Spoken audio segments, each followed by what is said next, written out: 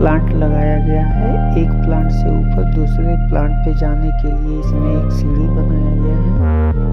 बहुत ही सुंदर ब्यूटीफुल तरीके से बनाया गया है। वीडियो लाइक करना, अच्छा लगे तो सब्सक्राइब कर दीजिए।